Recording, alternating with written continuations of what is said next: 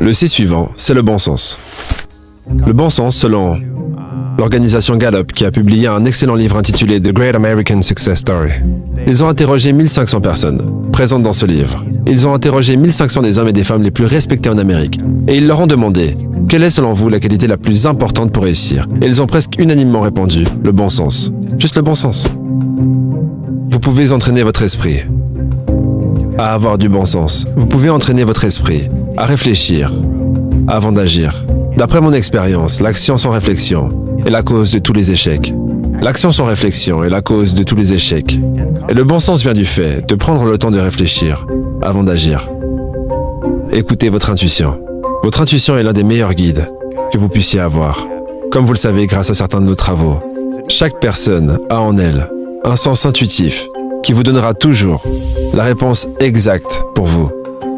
Votre intuition vous donnera toujours la réponse la plus précise pour vous. C'est presque comme un ordinateur intégré qui prendra toutes vos expériences de vie et vos connaissances et tout ce qui se passe autour de vous et vous donnera exactement la bonne réponse. Alors écoutez votre intuition.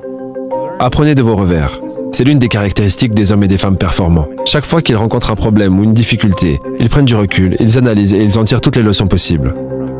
Et j'adore cette citation de Socrate qui dit « Une vie non examinée ne vaut pas la peine d'être vécue ».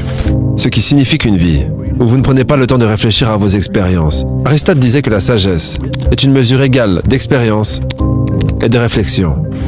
Et la raison pour laquelle si peu de gens ont la sagesse, c'est qu'ils accumulent expérience, mais ne prennent jamais le temps de s'asseoir et de réfléchir à ce qui leur arrive.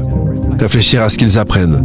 Combien de personnes ici ont vu des gens sortir de mauvaises relations pour immédiatement se replonger dans une autre mauvaise relation? Ou quitter un emploi médiocre pour immédiatement en rejoindre un autre tout aussi mauvais?